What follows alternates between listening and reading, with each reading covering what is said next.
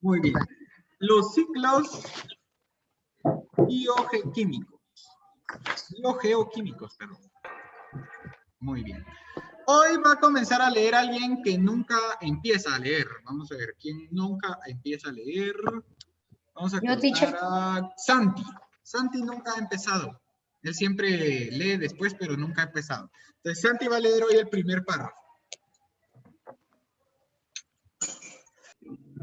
Ahorita, teacher, el primer párrafo. Sí, ¿Completo o hasta el punto?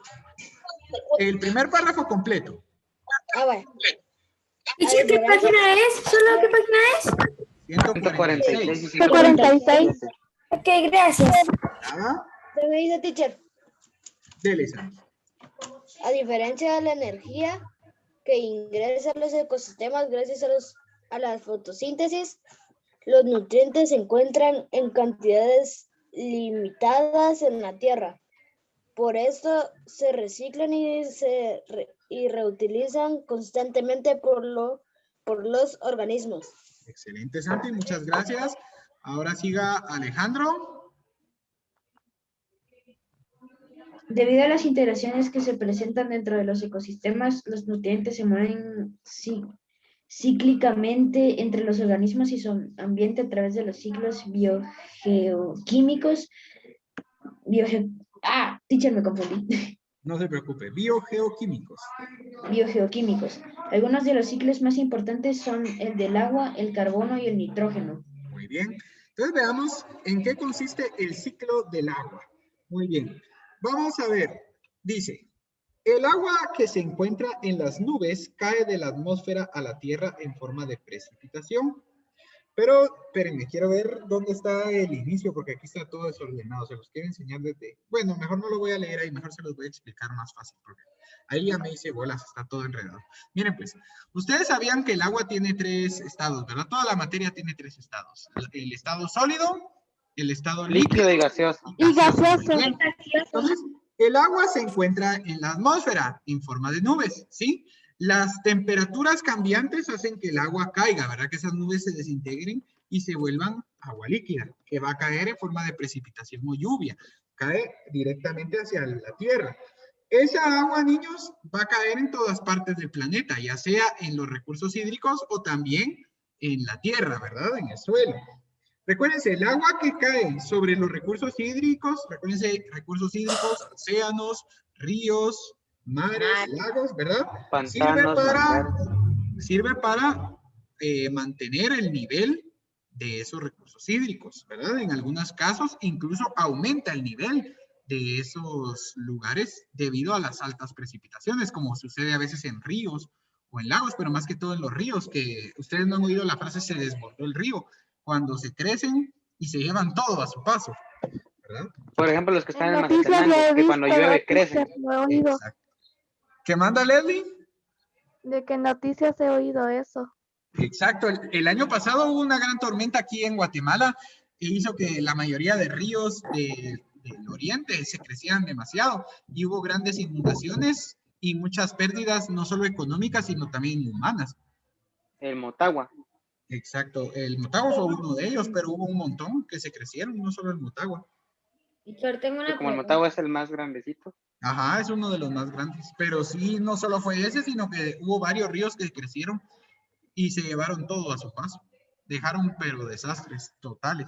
Cosa que nunca había sucedido. O sea, ese no era el tamaño regular de los ríos, sino que debido a las altas precipitaciones de agua se creció y se llevó todo. Pero hubieran visto, el río creció como 10 veces más de su tamaño. Como la tierra es tan sólida y aparte los ríos están más que todo en lo que son piedras, la tierra no es capaz de absorber todo el agua. No, no es capaz. Sí, incluso yo tuve la posibilidad de ir a un lugar donde el río se había crecido y se había llevado la mitad de la granja donde pasaba. Y cuando yo llegué 6 meses después de la tormenta. Y cuando yo llegué todavía había agua en los terrenos de la granja. O sea, fuera del río estaba inundado todavía. Imagínense. Y eso que llegué 6 meses. Pues la tierra empieza a expulsar el agua que se saturó. Exacto. Pero cuesta que la logre sacar completamente. Sí, tengo una pregunta. Sí, Juanmi, ¿cuál es tu pregunta? ¿También los hongos necesitan agua para vivir o ¿También los qué? hongos necesitan agua o absorben Por el- supuesto. Los hongos son de los organismos que más necesitan agua porque ellos solo pueden vivir en lugares húmedos. Una cosa más, Ajá. teacher. ¿Sí? ¿Qué se come ese animalito que está tirado ahí en el dibujo? El cocodrilo. Es que es El un animalito que cocodrilo está molido. tirado en el dibujo. Sí, Ah, teacher, es un cocodrilo. Es el sí, es esqueleto. un cocodrilo. Por la forma del Se murió esqueleto. por causas naturales. Sí, porque si no, no hubieran quedado pero ni los huesos. Porque Exacto. uno de los enemigos naturales del cocodrilo es el hipopótamo y otro es la anaconda. La anaconda se puede Anaconda. comer al cocodrilo entero. No deja ni los Más a huesos. los caimanes. Ajá. Y No el deja pero tiburón, ni los teacher. huesos. Los tiburones también son enemigos naturales de los cocodrilos, aunque ellos se dan parejo, fíjate, Saúl. En ocasiones ganan los tiburones y en ocasiones el cocodrilo, depende de si está distraído o no el otro animal. Los repelentes de tiburones están hechos con hormonas de cocodrilos porque se demuestra que cuando se sueltan en las aguas saladas, los tiburones luego huyen, incluso los tiburones blancos. Ah, qué chilero, eso sí no sabía, Saúl. Buen dato interesante, ese sí no me lo sabía. Muy bien. Entonces, niños, vamos a continuar con lo que es el ciclo del agua. Les había dicho que de las nubes el agua cae en forma de lluvia hacia la tierra. Puede caer también hacia los recursos hídricos, que era lo que estábamos hablando. ¿Qué sucede cuando esta agua cae en la tierra? Recuérdense que la tierra tiene la capacidad de absorción del agua y al absorber la tierra, el agua forma lo que nosotros conocemos como ríos subterráneos. ¿Han escuchado de los ríos subterráneos? Sí. ¿Sí? Los ríos subterráneos son fuentes de agua que se forman a metros de distancia, de profundidad, ¿sí? Por eso es que en ciertos lugares, cuando ustedes van, por ejemplo, a tener una granja o una finquita, se dan cuenta que tienen que abrir pozos las personas para poder obtener agua, porque como no llegan las tuberías de la municipalidad hasta donde ellos tienen su finca o su granja, necesitan una fuente de agua y por eso tienen que abrir pozos, tienen que escarbar en la tierra y al llegar a una profundidad van a encontrar fuentes de agua, ¿verdad? Que son ríos que pasan debajo de la tierra. A eso le llamamos ríos subterráneos. Esos ríos subterráneos, y recuérdense todo lo que son los ríos, los lagos, las lagunas, van a desembocar al océano. O sea, todo el agua, toda la corriente de agua siempre va a dar al mismo lugar, siempre va a dar a lo que es el océano. La evaporación y la evapotranspiración del agua también hace que el agua pase nuevamente a la atmósfera, ¿verdad? En forma de gas. Entonces, como les digo, niños, es un ciclo redondo, ¿verdad? Primero cae el agua de las nubes hacia la tierra y hacia los recursos hídricos. Luego, los ríos subterráneos y todos los ríos, lagos, lagunas tienen desembocaduras hacia el mar. Cuando el agua llega al mar, después de tanto calor y del movimiento de las olas y todo esto, también en el camino del agua de moverse del río hacia el océano, también se da la evaporación y la evapotranspiración. Cuando la evaporación del agua se da, es por el calor, ¿verdad? Y por el movimiento, como les decía, esa agua se vuelve otra vez en estado gaseoso. Y al convertirse el agua al estado gaseoso nuevamente, comienza a subir y a subir nuevamente hacia la atmósfera hasta volver a formar nuevas nubes que otra vez van a volver a desintegrarse para dar agua líquida, para dar lluvia. Exacto, Les. Muy bien. Entonces, niños, ¿entendemos bien lo que es el ciclo del agua? Teacher, creo que con el oxígeno sería igual, porque imagínense, el dióxido de carbono sale, le da a las plantas. Las plantas producen el oxígeno que nos dan a nosotros y a los seres vivos. Esos seres vivos y nosotros producimos dióxido y vuelve otra vez el ciclo. Exacto, el ciclo del carbono está aquí a la par del ciclo del agua. El ciclo del carbono es igual, como dice Saúl, es básico, ¿verdad? Los animales respiran el oxígeno del planeta. Luego, cuando ya terminamos de absorber todo lo que necesitamos del oxígeno que hemos respirado, lo exhalamos. Pero cuando exhalamos nosotros ya va contaminado ese oxígeno. Entonces se transforma, se descompone y se transforma en un dióxido de carbono, ¿sí? El dióxido de carbono ya es como el gas contaminado, ¿verdad? Para nosotros, porque nosotros no podemos respirar eso, pero las plantas lo pueden respirar. Entonces las plantas respiran ese dióxido de carbono que los animales exhalamos y ellas utilizan ese dióxido de carbono para poder formar la fotosíntesis. O sea, A ellas les sirve ese dióxido de carbono para llevar a cabo la fotosíntesis, para producir después sus propios alimentos. Después las plantas, cuando ya han utilizado ese dióxido de carbono, lo vuelven a componer, se podría decir, ¿verdad? Y ellas ya exhalan oxígeno. Entonces es un ciclo redondo también.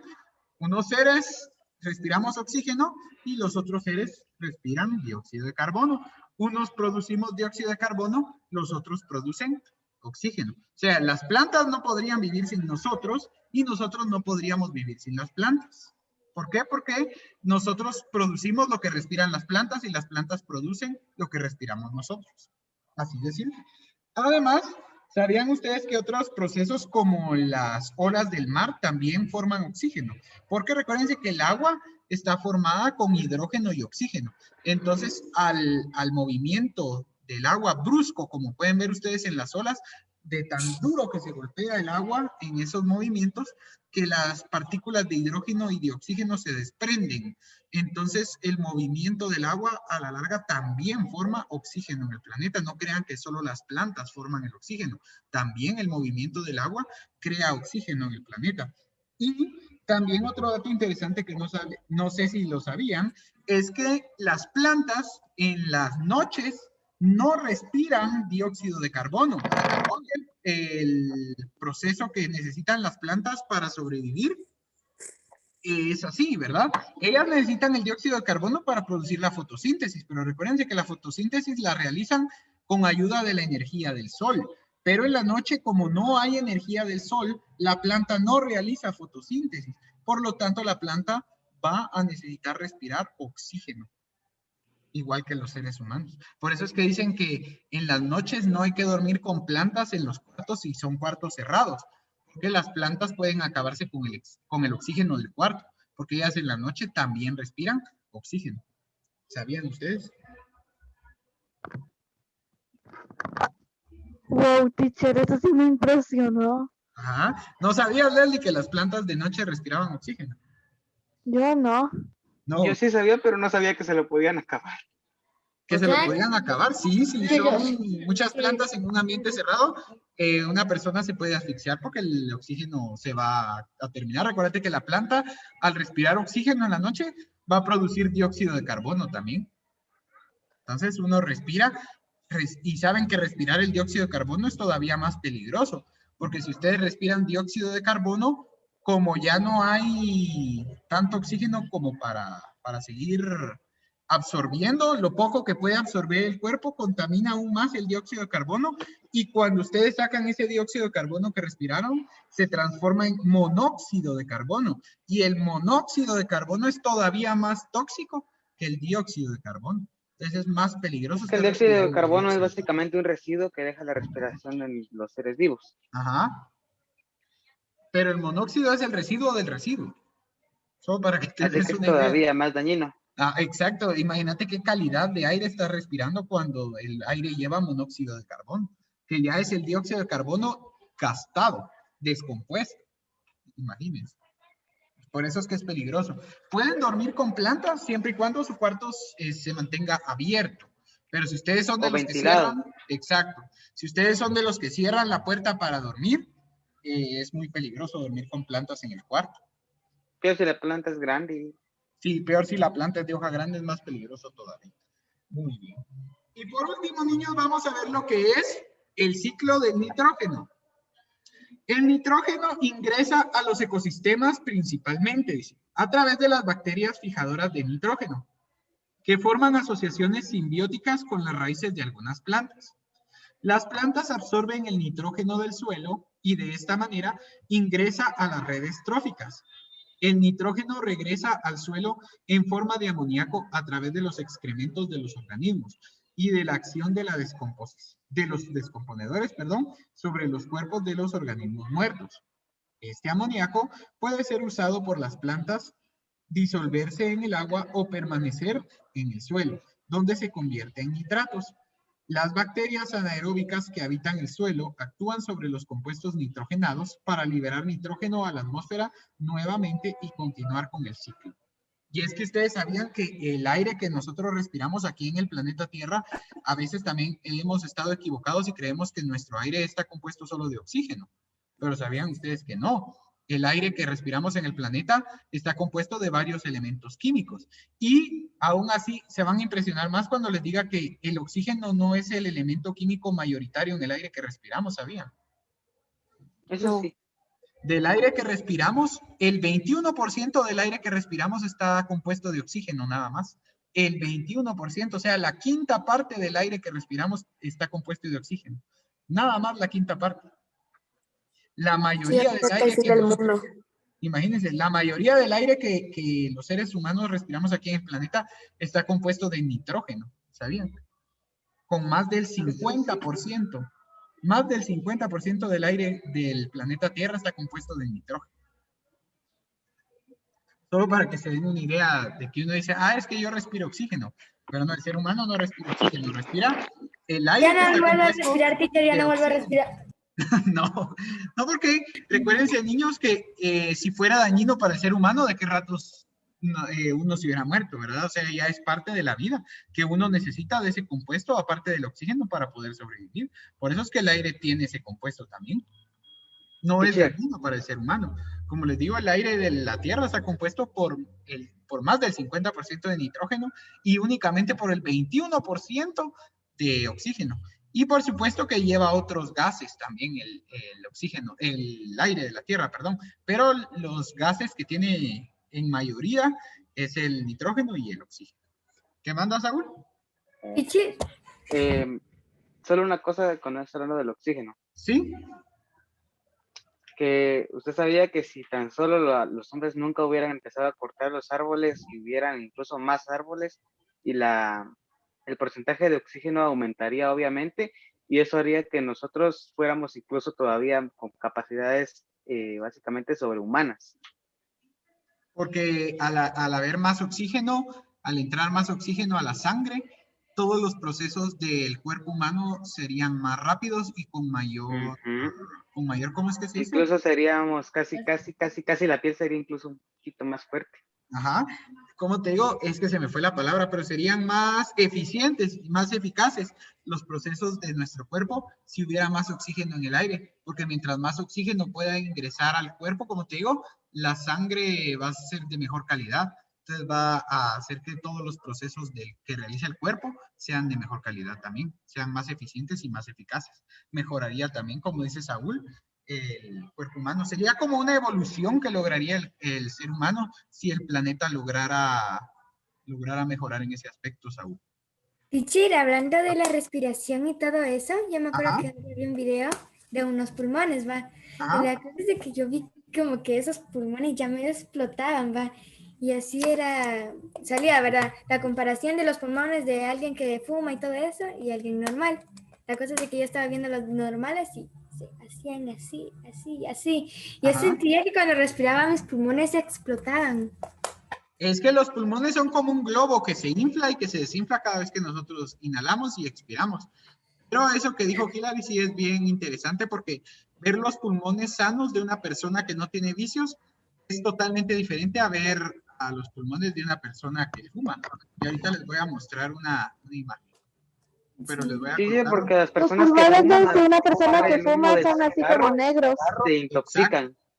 Ahorita les Se voy a... intoxican por los componentes que tiene el humo, así que básicamente le está dando cáncer y empieza a consumirse todo y entonces menorifica la capacidad de aire. Quiero que miren esta imagen que tienen acá. Exacto, así es. Porque los bronquios se bloquean. El pulmón rojito o rosadito que ustedes ven aquí del lado izquierdo es el pulmón de una persona sana que no tiene ningún vicio, miren. Mientras que aquí, este pulmón que ustedes ven acá a la derecha es el pulmón de una persona que le gusta fumar. Solo para que miren cómo quedan.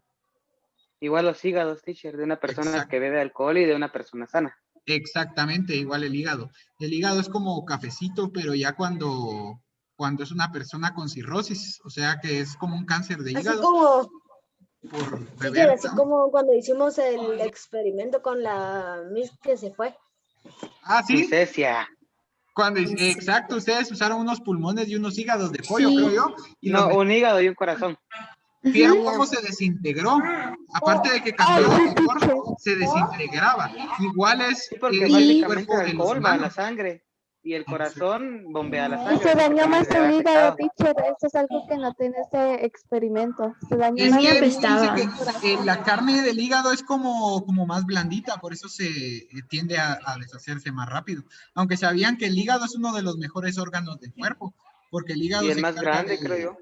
Ajá. No estoy seguro de si es el más grande, pero sí es uno de los mejores Dice porque se que encarga sí. de purificar todas las impurezas que entran al cuerpo. Dice que el hígado es el órgano, el único órgano que es capaz de curarse solo, pero sí necesita de que ustedes le den buena alimentación para poderse curar. Buena nutrición. Ajá, porque si ustedes alimentan, fíjense, yo era de los que a mí como me gustaba comer cosas chatarras y grasas y todo, pero mi pobre hígado era el que lo iba a pagar, entonces mejor ahora comencé a comer más sano. Deje la Coca-Cola, supera ese instinto, dijo. No, o sea, nada, miren, todo en exceso es malo, hasta lo que sea bueno en exceso va a ser malo a la larga. Entonces, si ustedes comen algo grasoso o algo así, pero en pocas cantidades no les va a hacer daño, porque recuérdense que la grasa también es buena para el cuerpo, le da energía, pero La ya grasa solo... extractiva, ¿cómo se diría, Titi? Cuando el cuerpo empieza a quemar las calorías, porque cuando uno ingiere grasa de primero, por ejemplo, en el desayuno, se Ajá. activa ese metabolismo, entonces se acelera la quema de grasa. Pero fíjate que dice que lo mejor es comer fruta en ayunas. O sea, lo primero que tienen que comer, lo primero que tiene que caer en su organismo en la mañana es una fruta. Porque la fruta lo que va a hacer es que como está vacío el estómago va a tener la capacidad de absorber todas las vitaminas y los nutrientes que trae la fruta de una vez. Pero si ustedes comen, por ejemplo, un desayuno y después se comen la fruta, dice que ya no sirve de nada comerse esa fruta, porque como el desayuno, la comida sólida tarda más en digerirse, el estómago se está encargando solo de digerir lo primero que comieron, o sea, la comida sólida, y ya no puede aprovechar las vitaminas de la fruta que se comieron después. O sea que a las 6 de la mañana voy a estar prendiendo el árbol comiendo fruta. Ajá, lo primero que debe caerle a su estómago en la mañana dice que es una fruta. ¿Qué manda? ¿Quién dice, teacher? Yo me tomo un vaso de jugo verde. ¿Arianita? Primero, son dos cosas. Sí es cierto lo que dice Saúl, el hígado es el órgano más grande que posee el cuerpo Muy bien, tú y lo pesa recapturas. alrededor de 500 gramos. Excelente, gracias Arianita por buscarnos y sacarnos de la duda. Ya Unos buscó dicen que es la piel Arianita, también. Saúl. Entonces sí nos comprobó lo que dijiste, Saúl, Arianita.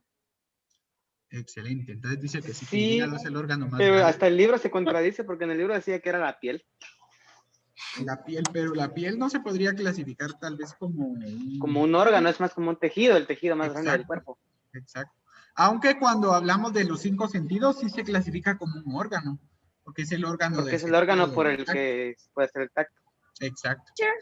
Según en internet, el hígado es el órgano más grande del cuerpo humano, pero interno. Y según la piel es el externo. Ahí está. Excelente, gracias Arianita. Ahí está El mejor cerebro, el más explicado grasoso, todavía. supuestamente. El cerebro el más grasoso. Algo así. Pero también aparte más de eso, gracioso. sabía que una persona que no está bien hidratada sí puede presentar cierta torpeza, porque el cerebro funciona mejor cuando está bien hidratado. Sí, por eso mismo les decía, Saúl, que se necesita bastante oxígeno en la sangre y cuando ustedes toman agua y están hidratados, recuerden que el agua tiene oxígeno y todo ese oxígeno va a ir a la sangre y la sangre a la larga va a llegar a los órganos. Entonces, si ustedes no están bien hidratados o no viven en un lugar donde haya oxígeno de calidad, o aire de calidad, mejor dicho, entonces pueden presentar torpeza, así como decís, porque Los sopes, ¿cómo respiran? ¿los qué? Los sopes, ¿por qué te estoy viendo? Uno está volando bien alto. Por el pico, en el pico traen 2 ojitos aquí arriba, ese es su nariz. Pero ¿cómo pueden aguantar la presión que hay hasta arriba? Ya es su consistencia. Maña, Pues. dijo. Sí, no, ya están diseñados para eso. Solo con decirte que los sopes pueden aguantar comer cosas podridas, carne podrida. Ah, sí. No. Bueno, niños, vamos a irnos ahora a la página 148 y 149. ¿Sí? ¿Quién tiene una duda? Yo, Juanmi. una pregunta, ¿qué pasaría si no tuviéramos el hígado? Si no tuviéramos el qué? El hígado. Ajá. ¿Qué Tendría que pasaría? ser reemplazado por otro órgano, teacher. Eso lo vi en un video.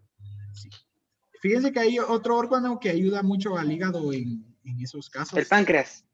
El páncreas se encarga de descomponer como que los azúcares, pero también está lo que es la vesícula y lo que es, ¿cómo es que se llama el otro que le quitan a la gente? El apéndice.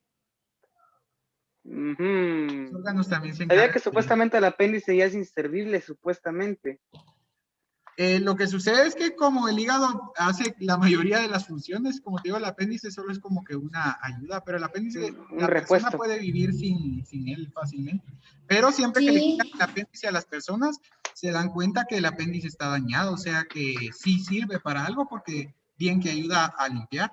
Lo que pasa es que como es tan pequeño, que no se da abasto con la cantidad de comidas que come uno ahora, porque recuérdense que el ser humano no come igual ahora que hace 1000 años. Es Se totalmente supone que el diferente apéndice la alimentación. ayudaba a descomponer las diversas hierbas que el ser humano ingería. Y ahora casi no se comen. Ujú. Ahora casi todo es grasa. Casi todos son Casi todo. productos chatarros. Chorrocola, dijo. Teacher, ¿me puedo levantar un momento? ¿Qué manda, Leslie? De que si me puedo levantar un momento. Con gusto, Leslie. Dale, sin problema. No te Sí, preocupes. gracias. Usted está obteniendo lo mismo con la chorocola. Ah, pero la chorrocola no es tan dañina. Ay, Lo si único viene que de no un está, pozo contaminado. no está purificada, eso sí. Vean pues. Pero ahí van a ver si alguna vez van a algún partido o practican algún deporte y no llevan pachón, van a sentir la chorrocola como bajada. No he sentido la chorocola. Cómo es la chorocola. La mayoría de veces la uso. Mati ya ha usado la chorrocola, ya vieron. No Yo es tan también, mala. teacher. Es Tú rico. también, ¿De Nayeli. dónde se saca eso? Es rico cuando tiene mucho Vamos sabor y atrás. tiene... Ivana dice, ¿de dónde se saca eso? Ivana, ¿no se te hace familiar la palabra chorro? ¿Cola? Cola. Y Coca-Cola. O sea, Es agua de combinar lo chorro. rico que es una Coca-Cola y el agua del chorro, chorrocola. ¿Chorrocola? Una pregunta. ¿Sí? ¿De dónde se saca eso? ¿Quién tenía una pregunta? Yo, teacher, ¿Y cuál es tu pregunta? ¿qué pasó con lo del científico de la clase? Lo de científico de la clase. Ah, sí. Sí, Lo vamos a cierto. retomar, lo vamos a retomar a partir de la próxima unidad, ahí me recuerdan, ¿oyeron? Ok, teacher.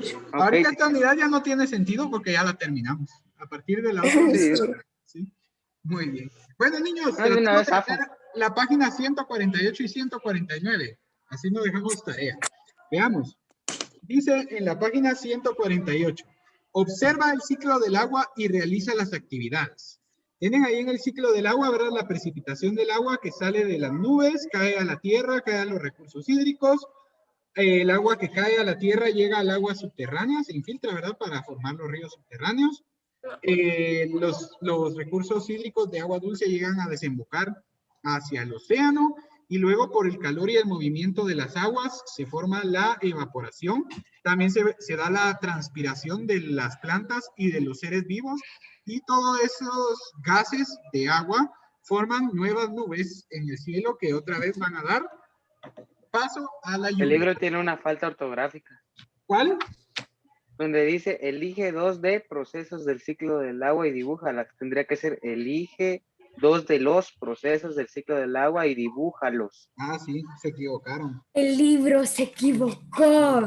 A Le ver, niños, ¿qué quitaron procesos, la O y ¿qué el los. procesos quieren elegir del ciclo del agua? La precipitación, la evaporación, la infiltración. La evaporación y La evaporación.